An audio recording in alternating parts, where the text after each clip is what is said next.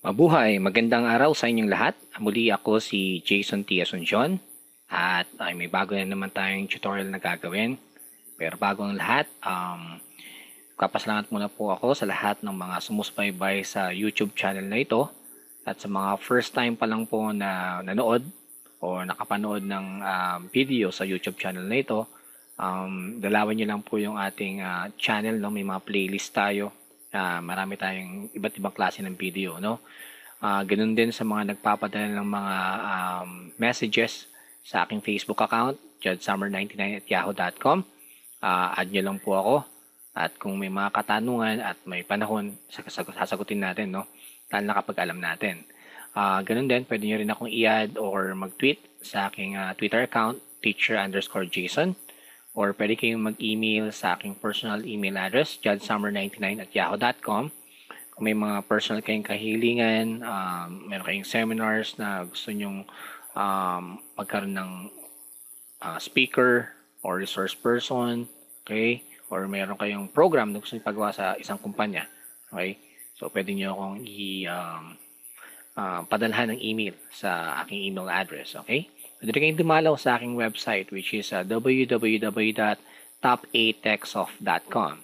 I will want also to say hi and hello to all our friends around the world who is viewing this video, from our friends from India, from Morocco, from the Middle East. Thank you very much for watching, and I hope that you keep on sharing this video to your friends so that there are so many people that can use this as a resource in what they're doing. Okay? And okay, so balik tayo sa Tagalog. Okay, so ang topic natin na this week is tungkol sa randomized command, okay? Or random command sa Visual Basic 6, no? Actually, may gagawin tayong isang simpleng game or program. Familiar kayo dito, ito yung slot machine. Okay, makikita nyo to sa mga casino, okay? So, kahit sa online game, may mga slot machine, no? So, better tayong gumawa ng simpleng program using Visual Basic 6, okay? Using random command sa paggawa ng slot machine. Okay? So, kaya ng muli, simulan natin ang ating video. Okay, so, bubukas na ako ng Visual Basic dito. Okay, minimize ko lang to. Okay, open. Move ko lang ng konti, no? Okay, para makita natin lahat. Yun, okay, so naka full screen tayo. At lalabas ko lang yung ibang parte. Okay. Yun, object browser. Okay. Dilitan ko ng konti. Yun, hindi nakikita eh. Yan, okay. So, may bago tayong form dito. Isang form 1. Okay, lalakihan ko lang ng konti.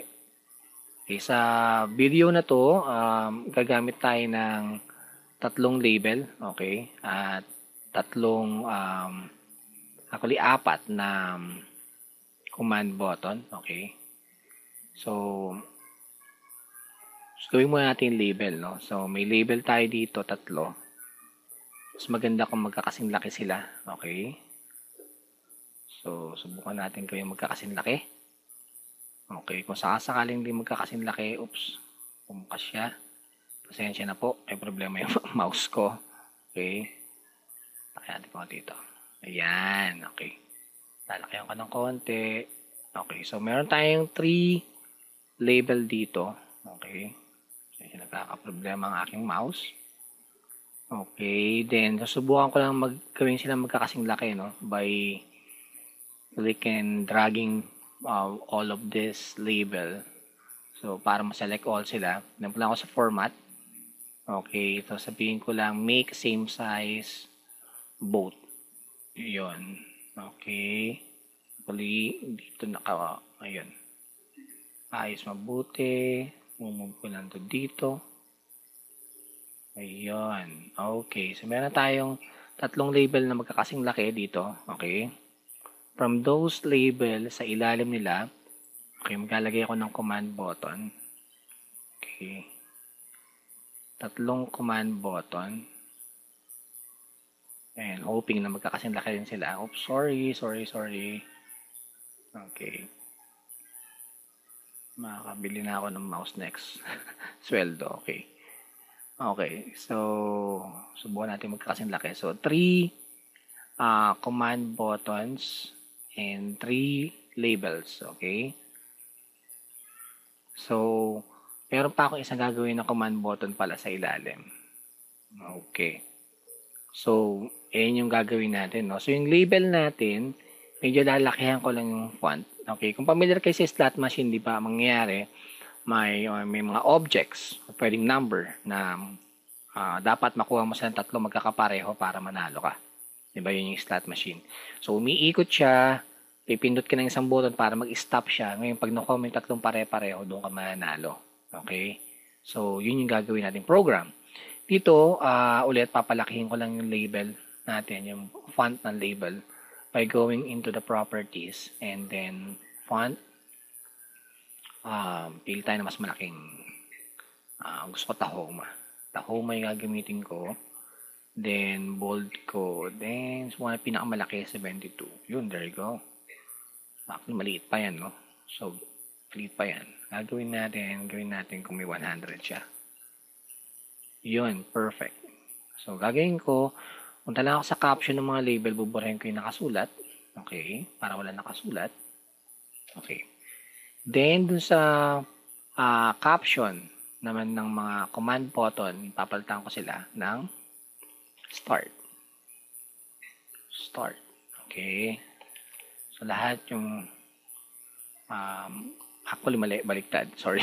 Stop pala. Stop. Okay, stop. Dahil okay, lagyan mo natin to stop. Dahil lang start natin tong malaking button dito. Okay? So, mangyayari, we're going to click the big button here, the start button. Okay, after that, tatakbo yung gagamitin nating timer. Gagamit tayong tatlong timer. Okay, I'm going to use timer command or timer object here. Okay, so tatakbo yung program natin sa loob ng timer actually. Yung timer ang magpapatakbo nung randomized number. Okay, so gagamit tayo ng timer object. Okay, so if we're ready, okay, gagawin natin, all of the timers, we're going to check it and look at it. Enabled false and interval is 100. Okay. Again, on timer, 1,000 on interval is equivalent to 1 second. Okay?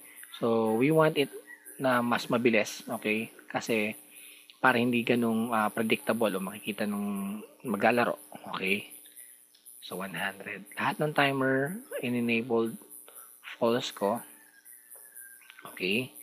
And, interval is 100. Then, yung mga stop button natin, okay, gagawin ko siyang enabled properties false. Okay, lahat ng stop button enabled false. Okay, kasi gusto natin when we run the program, let's try to run the program. Okay, where's that? Siya kita. Yeah, there you go. Gusto natin, we want that once we press the start button, okay, dun lang ma-enable yung mga stop button. Kasi ano, i-stop niya kung di pa tumatakbo yung program. Okay? So, yun yung sequence na gagawin natin. Okay? Ngayon, para medyo maiba yung yung background, gagawin natin to na yung mga background ng label, okay, para maiba. Punta ako sa back color. Gagawin ko lang na black. Okay? Or blue para maganda. There you go. Then, yung font color nila, I will change it to white. Okay? There you go. So, what I'm going to do here, I will try to change the font size of all of this command button. Okay? Font size. So, punta lang tayo dito sa font properties niya. Siguro mga 14. There you go. So, to lakihan natin to siguro mga 18. Okay. Gawin natin siyang bold. Okay. So, there you go. So, we have a GU or graphical user interface ng ating slot machine using 3 labels and 4 command button and 3 timer. Okay? So first thing first, kailangan natin i-program yung ating timer. Okay? Sa timer tayo maglalagay ng program. Okay? So double click ko lang yung first timer natin. Okay? So kailangan muna natin mag-declare ng variables. Okay? Kailangan natin to kasi actually, no, kahit hindi na pala kasi gagamitin natin yung label. Okay? So ang gagawin lang natin ganito. Kaya tayo mag-declare ng variables. Kasi iniisip ko yung pinaka-maiksing command na pwedeng gawin yung slot machine. Pwede mo siyang lagyan ng variable, pwede rin hindi. So, ito yung pinaka-maiksi. So, gagamit tayo ng label. Yung label 1, okay? Yung timer 1 natin is para sa label 1, okay? Label 1 yung unang-una sa may left. So, yung caption niya, okay, label 1.caption is equals to int, okay, for integer. Tapos, RND, ito yung random. Okay, ito yung random command. The random command will try to randomize a number of integers or number. Actually, once you use randomize, the values that you're going to have is decimal with decimal point, no, or what we call the double. Okay, so if we're familiar with slot machine, wala naman decimal point yung slot machine, no? So, it's a number. Okay, so ang gagawin natin 0 to 9. Okay, 0 to 9 number. Kung 0 to 9 yung number, ang gagawin mo, okay, is lalagay ka ng asterisk, then 8. Okay, bakit 8? Okay, sa programming, remember, ag-start yung number natin ng 0. Okay, so magbibilang ka, actually, aabot siya ng 0, hindi, kulang to. 0 to 9 nga pala. 9. Tama nga ba? O, 0. 0, 1, 0, 1, 2, 3, 4, 5, 6, 7, 8, 9. Okay? Okay, so ganyan mangyayari. 0 to 9. Random. Tama nga ba? Ay, mali. Actually, isa pa. Plus, pag nag-plus 1 tayo, walang magiging 0. So, actually, tama na yan. So, 0 to 9. Dapat yan. Tama ba? 0 to 9. Kasi kung bibilangin mo, 0, hindi. Dapat 0 to 10. I'm sorry. Okay? Why? Kasi when you're going to count this number will start from 0. Okay? So, kung bibilang ka from 0 to 9, 0, 1, 2, 3, 4, 5, 6, 7, 8, 9, 10, ano yan? 10 values. Okay? Or 10 instance. So, ang gagawin mo, randomize mo, mag-randomize ka kasi integer siya, it will start with 0 and from that, mag-randomize siya ng 10 numbers from 0 and kung i-start mo si 0, mag-plus ka pa ulit ng 9 para maging 10. So, 10 yung nakalagay dyan. Okay? So, ganyan lang siya kasimple. Okay? So, may timer tayo na naka-enable false at sabi natin, maglamas ka ng randomized integer na may values from 0 to 9 sa label 1.caption. Okay? So, to start the timer, okay, sabihin natin dito is ito. Ito yung start button na mag-i-start ng lahat ng program. Okay? Ito yung stop button na mag-i-stop ng lahat ng program. So, let's put a command first on the stop button. So, ang stop button will stop the timer that is running the randomized number. So, gagawin ko lang, I will double-click the stop button here. And I will type the command timer1.enabled is equals to false. Okay? This will stop the timer. Okay? But by default, the timer is already on enabled false. So, dapat mayroon mag-i-start ng timer. Mag-i-start ng timer yung start button natin. So, ang gagawin natin, timer1.enabled is equals to true.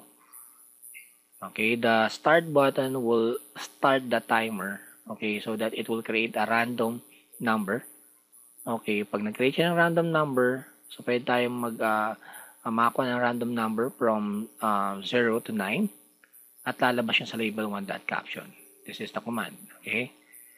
Okay, so we need to stop the timer para makapili yung customer. So you need to put a command here to stop the timer on the stop button. So what we're going to do is, actually yun, timer 1 that enables equals to false. But also, on the start button, either rather than just starting the timer command, okay, other than starting the timer command, which is this timer 1 that enables is equals to true. Let me try to, there you go. So this command is for this, for the start button, okay? So timer 1 that enabled is equals to true, okay? The command in timer 1 is this, label 1 that caption is equals to int, an integer value, okay, from 0 to 10. Okay, a randomized value from randomized integer value from 0 to 10. Then there's also a command in stop button, which is the command button 1. The command is timer 1 that enabled is equals to false. Okay? But remember, tandaan natin, the stop button is by default enabled siya. Enabled false siya. See that? So we need to enable it first, or enable true. So let's try to put something in there. So command 1 that enabled equals to true. Okay, so see that if we run the program, okay, run natin program, all of the timer are, or all of the stop button are enabled false. Okay, if we press the start button for this instance, dapat mag-enable true yung command button 1 na nakalagay dun sa unang command button dito sa left side, at tatakbo yung timer natin. So, subukan natin See that? O, diba? Nag-random na siya. May 9. Ba't walang 10? Kasi nga, yung 0 to 9, no? So, pag nagbilang ka 0, 1, 2, 3, 4, 5, that is 10 values or 10 instance. Pag I press stop here, yun, i-stop yung number. Okay? If you feel that your slot machine is a little slower, okay, just change the interval, no, a little lesser than at least 100. Okay, kasi 1,000 means 1,000 in interval means 1 second. So we already use 100. So try to use 50 para much faster pa, para hindi maging predictable. Okay? So that is the command that we're using right now. So what we're going to do is to make it more presentable. I selected all of the labels here.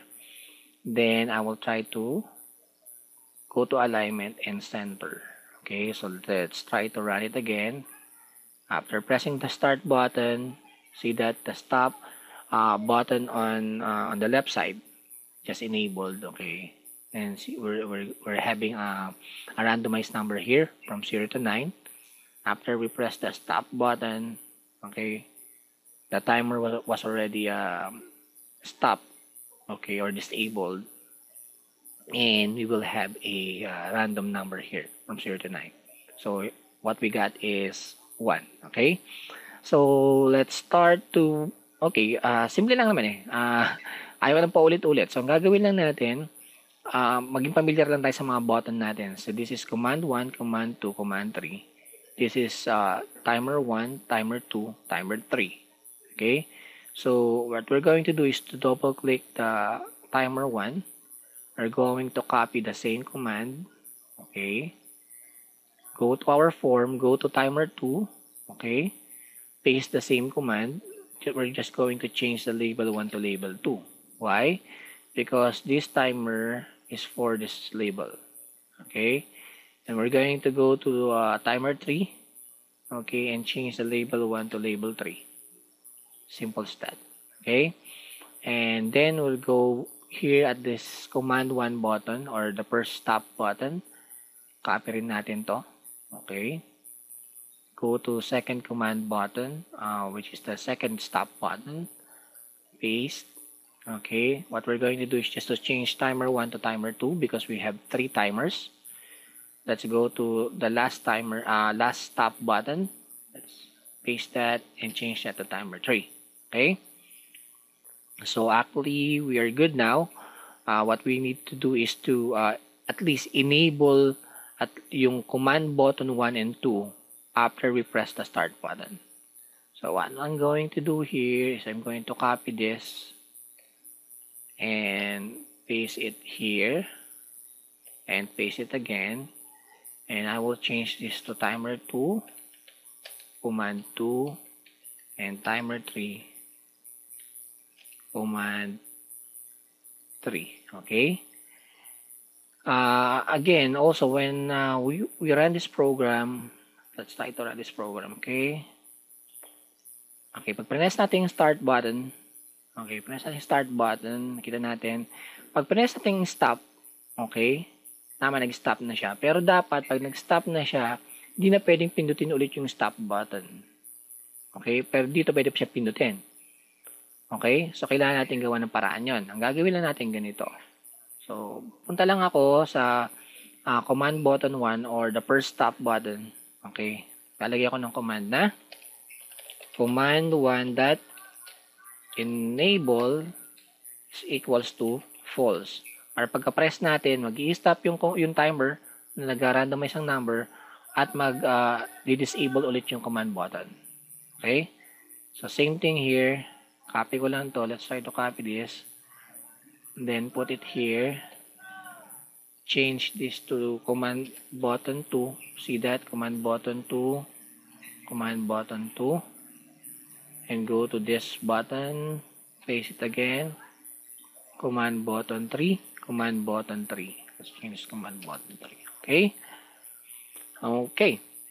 So, that is what we have here. So, meron tayong tatlong command button na may stop and start. Ang kagandahan nito, hindi siya kahit ano yung unahin mo. Pag nira natin yung program at in-start natin, kahit unahin ko itong nasa gitna, okay. Unahin ko yung sunod ko nasa gilid, okay. Sunod ko dito, okay. Diba? So, nakuha tayong random numbers, no? Parang slot machine siya. So, nga lang, kailangan pag pare-pareho, maglalagay siya ng message na you win, or tapos kapag hindi pare-pareho, try again. So, yun yung medyo magandang gawin natin ngayon. So, pwede natin unahin kahit saan eh. Ang gagawa tayo ng if function sa lahat ng command button.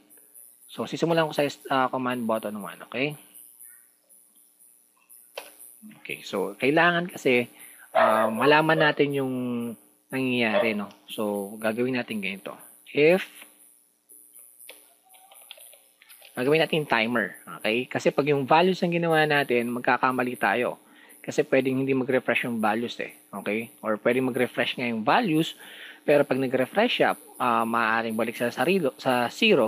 So, you win pa rin yun. So, pwedeng dayain. So, gagawin natin sa timer tayo. If timer 1, gagawin natin, kung tumatakbo yung timer, kung tumatakbo pa lahat yung timer, dapat wala pang you win. Kailan na magkakaroon ng you win? Kapag hindi na tumatakbo yung timer. Okay? So, if timer 1 dot enabled, timer 1 dot enabled is equals to false, okay? Naka-stop na siya. Okay. Gagawin ko, kakopy ko lang to. Okay, I'm sorry. Okay. Okay, copy. I need a new mouse. Copy. And, okay, so this is not your regular if statement, no? So, we have 3 conditions. Okay, ang first condition is timer 1 that enabled is equals to true. Then, copy paste lang ako. And timer 2 and timer 3. Okay, so the conditions are if all of the timer are not running, then anong gagawin? Ang gagawin is maglalagay ulit ng isa pang if. So remember, may mga label tayo. If all of the labels has the same values, you won. If all of the labels or each of these label doesn't have the same values, so try again. So gagawin natin, we have 3 labels. So label 1, if label 1 dot caption is equals to label 2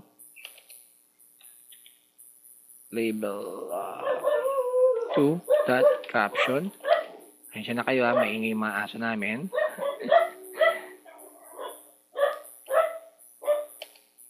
Equal to label 3 dot caption.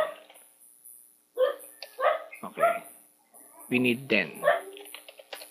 Sabi natin, if label 1 dot caption is equals to label 2 dot caption and equals to label 3 dot caption, or if all of this are having the same values, so yun yung U1 niya. Okay? So let's try it. So lalagyan tayo ng message box na U1. You win. Tapos na. So, U1. Okay. U1. Then, going to put and if or else. Hindi pare-pareho. Okay. We're going to put a message. Try again. Okay. Try again. Then and if, then another and if. Okay. We have 3 if button, 2 if. We should also have 2 and if. Okay. So yun. Message box, U1, and message box na try again. Okay. So that is what we have right here. So, ang gagawin natin ngayon, subukan natin kung tama to. So, sa timer 1 pa lang to, ang gagawin natin para kahit anong timer yung piliin niya or unahin niya, gumana yung command. Copy-paste to. Let's try to copy this. Go to command button 2. Paste. Okay. And go to command button 3. Paste. Okay. Let's try to run the program. Okay. So, start. Okay, unahin ko yung middle. 5, 1. Okay, try again. See that? So, pag pare-pareho, U1. So, click OK. Start again. Let's start. Stop. I hope makakuha ako ng pare-pareho. Try again. Another one.